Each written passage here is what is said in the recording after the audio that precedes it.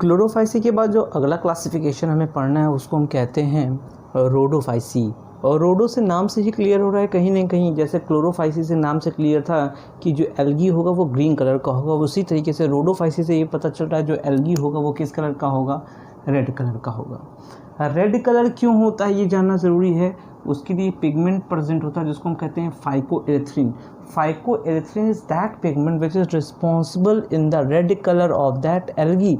वो algae red colour का है, पर इसके अंदर क्लोरोफिल ए और क्लोरोफिल डी पाया जाता है। इसकी एक खासियत है कि अगर ये बहुत समुंदर की गहराई में पाया गया तो होगा क्या, वहाँ फोटोसिंथेसिस क्लोरोफिल बहुत एक्टिव नहीं हो पाता क्योंकि वहाँ तक सनलाइट पहुँचती ही नहीं, तो वहाँ पर फाइकोएरिथ्रिन की मात्रा बहुत ज़्यादा होती है और इसीलिए समुंदर की बहुत गहराई में ये क्या दिखता है, रेड। लेकिन जब ये ऊपर आ जाता है, सैलो सरफेस पे आ जाता है, ऐसा दिखाई देता है कि नहीं सूरज की रोशनी पड़ सकती है, तब वहाँ क्लोरोफिल एक्टिव हो जाता है और इसका कलर जो होता है वो ग्रीन दिखता है, पर होता वो रेड एल्गी है। जो इसका सबसे इम्पॉर्टेंट एग्जाम्पल है वो कौन कौन है, गैलिडियम है, क्रेसिलेरिया है, पोरफायरा है एंड कॉन्ट्रास है। ये चार इसके इम्पॉर्टेंट क्या हैं, एग्जाम्पल हैं, जिसमें से ये दोनों जो होते हैं वो अगर के फॉर्मेशन के लिए मदद करते हैं, यानी अगर बनाते हैं, अगर बहुत सारी चीज़ों में मदद करता है। और पोरफायरा और contrast as a eatable food है, यानी इसको खाते हैं लोग।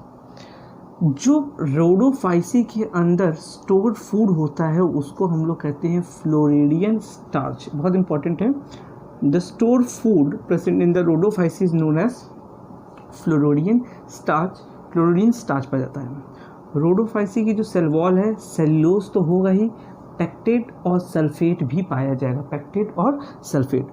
और जैसे हम लोगों ने क्लोरोफाइसी में जब क्लोमैडोमोनास पढ़ा तो हमने देखा कि उसके पास फ्लैजिला है, पर रोडोफाइसी में कोई भी फ्लैजिला नहीं होता, यानी नो फ्लैजिला, इनके पास कोई भी फ्लैजिला नहीं पाया जाएगा।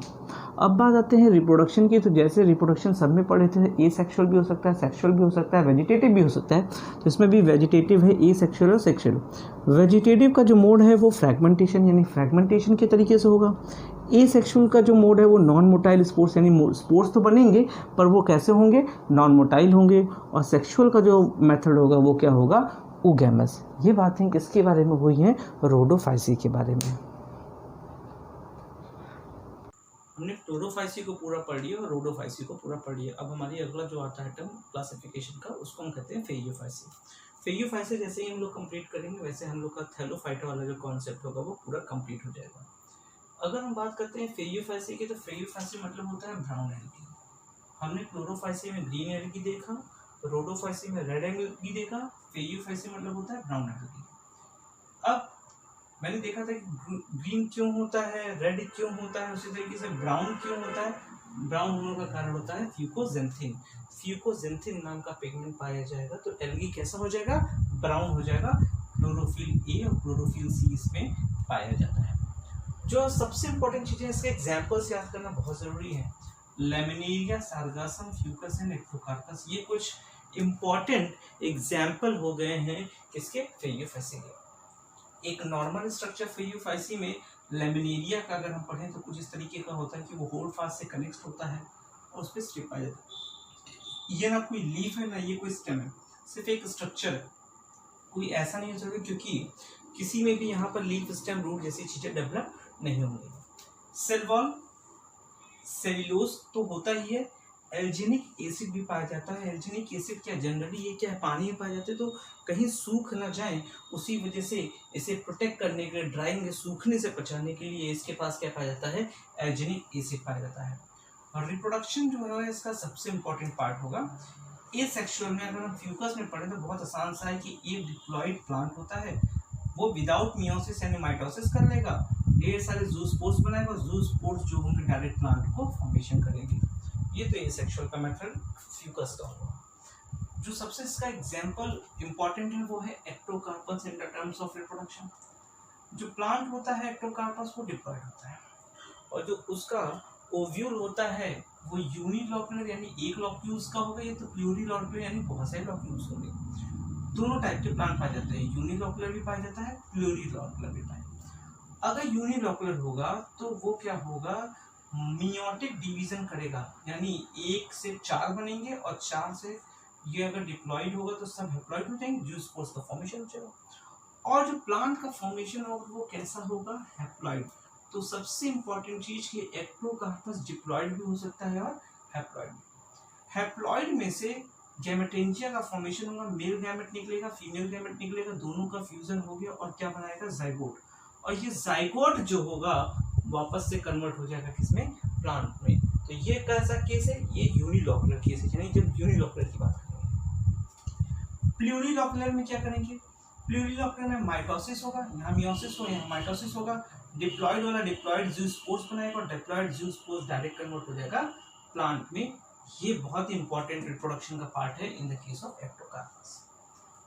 जो जूस्पोर यहाँ पर का फॉर्मेशन हो रहा है, ये जूस्पोर जो होता है वो बाइफ्लैजिलेटेड होता है, जैसे क्लेमाइडोमोनास में हमने देखा था कुछ उस तरीके से जूस्पोर है, प्लांट नहीं है, सिर्फ जूस्पोर इसका।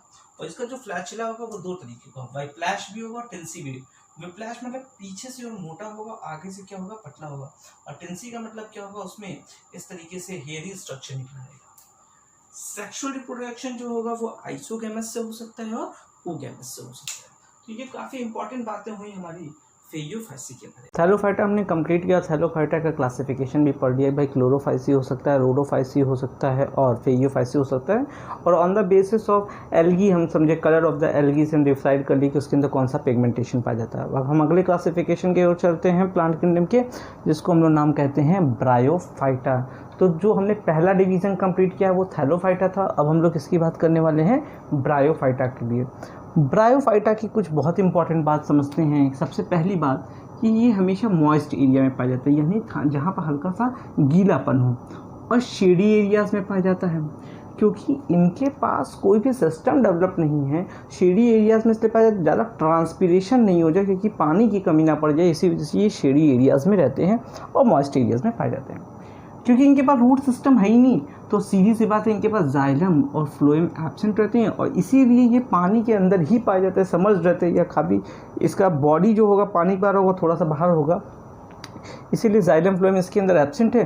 तो ये जनरली क्या है कि मॉइस्ट एरिया में पाए जाते हैं। क्यों? क्योंकि भाई ये पानी खींच नहीं सकते, इसलिए पानी के पास ही रहते हैं। इसमें होता क्या है, जो मेल गैमेट होता है वो तो मोटाइल होता है और फीमेल गैमेट नॉन मोटाइल होता है। मेल गैमेट स्विम करके फीमेल गैमेट तक पहुंचता है, किसके माध्यम से, पानी के माध्यम से, यानी जो फर्टिलाइजेशन होगा वो वाटर के अंदर होगा। इसे एम्फीबिया ऑफ प्लांट किंगडम कहते हैं। क्यों? क्योंकि फर्टिलाइजेशन पानी के अंदर करता है ये, और कभी कभी इसका कुछ पोर्शन बॉडी का बाहर भी आता है। और एम्फीबिया मतलब क्या होता है, जो पानी में भी रह सकते हैं और लैंड पे भी रह सकते हैं। अगर हमसे पूछेगा कि क्यों कहा जाता है तो हम इसीलिए कहेंगे क्योंकि मेल गैमेट जो होता है वो स्विम करके जाता है, यानी फर्टिलाइजेशन जो होता है वो पानी के अंदर होता है। अल्टरनेशन ऑफ जनरेशन बहुत इंपॉर्टेंट चीज़ है, इसके अंदर अल्टरनेशन ऑफ जनरेशन पाया जाता है, यानी इसकी लाइफ साइकिल गैमेटोफिटिक स्टेज से भी बनी हुई है, स्पोरोफिटिक स्टेज भी, यानी जब लाइफ साइकिल में गैमेटोफिटिक स्टेज भी हो, स्पोरोफिटिक स्टेज भी हो, गैमेटोफिटिक एंड स्पोरोफिटिक, अगर दोनों लाइफ साइकिल है, मतलब एक ही लाइफ साइकिल में दोनों है, गैमेट्स का फॉर्मेशन भी है, स्पोर का फॉर्मेशन भी है, तो उसको हम लोग कहते हैं अल्टरनेशन ऑफ जनरेशन। ये जनरली ब्रायोफाइट जो होते हैं वो बहुत छोटे प्लांट्स होते हैं, इनकी जो लेंथ होती है वो 1 से 3 सेंटीमीटर से ज़्यादा नहीं होती है।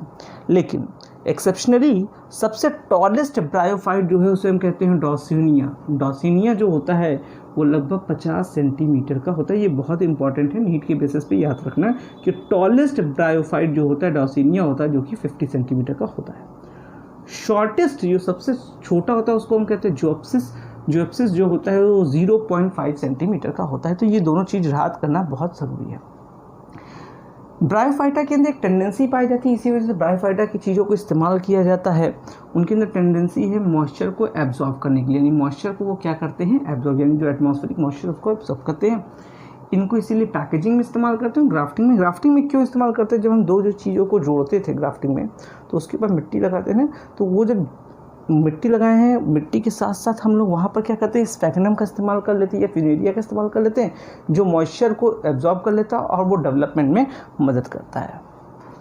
ब्रायोफाइटा का जो सबसे इम्पॉर्टेंट एग्जाम्पल है स्फैगनम है, फ्यूनेरिया है, रिक्शिया है और मर्किंशिया है। तो ब्रायोफाइटा हमारा लगभग हो गया कि ब्रायोफाइटा में हम लोग क्या समझे कि मॉइस्ट और शेडी एरियाज़ में है, जाइलम और फ्लोएम इसके अंदर एब्सेंट होते हैं, अल्टरनेशन ऑफ जनरेशन पाया जाता है, और सबसे इम्पॉर्टेंट अगर हम समझें तो टॉलेस्ट और शॉर्टेस्ट कौन सा ब्रायोफाइट होता है, ये याद रखना हमारे लिए बहुत ही ज़रूरी होता है। दो एग्जाम्पल हमें इसके बहुत इंपॉर्टेंट है, एक होता है स्फैग्नम, एक होता है फिनेरिया। हम समझते हैं स्फैग्नम क्या है, फिनेरिया क्या है। पहले हम स्फैग्नम को समझते हैं। स्फैग्नम क्या है? स्फैग्नम को हम पीट मॉस कहते हैं, बहुत इंपॉर्टेंट है, याद रखिएगा। स्फैग्नम को हम पीट मॉस कहते हैं, ये एग्जाम में ज़रूर आता है हाफेली एनुअल में कि पीट मॉस क्या होता है, तो याद रखिएगा स्फैग्नम को ही हम क्या कहते हैं, पीट मॉस। जब स्फैग्नम एकदम ड्राई हो जाता है, सूख जाता है, तो इस स्फैग्नम को हम लोग एज ए फ्यूल यूज़ करते हैं। ये पीट जो होता है वो एज ए ये फ्यूल यूज़ होता है, या तो अमोनिया बनाने के काम आ जाता है, या तो पैराफिन वैक्स या पैराफिन बनाने के काम आता है। तो स्फैग्नम अगर ड्राई हो जाए, सूख जाता है, तो हम बता रहे हैं कि इसे फ्यूल बना सकते हैं, अमोनिया बना सकते हैं और पैराफिन बना सकते हैं। लेकिन अगर स्फैग्नम फ्रेश है, उसको यूज़ कर रहे हैं, तो फ्रेश स्फैग्नम का क्या यूज़ होता है, वो एज ए एंटीसेप्टिक यूज़ हो सकता है। कहीं अगर चोट लगी हो और स्फैग्नम की लेयर रख दी जाए, तो कहीं ना कहीं वो ड्रेसिंग जो एक तरीके से हम कह सकते हैं उसमें बहुत हेल्पफुल करता है। स्फैग्नम जो होते हैं वो एक्वाटिक है, यानी जनरली वो पानी में ही पाए जाएंगे, और उनको हम जो सबसे बेहतरीन तरीके से यूज़ करते हैं वो एज ए एंटीसेप्टिक करते हैं। लेकिन उसका जो एक नाम है पीट मॉस, ये याद रखना बहुत ज़रूरी है।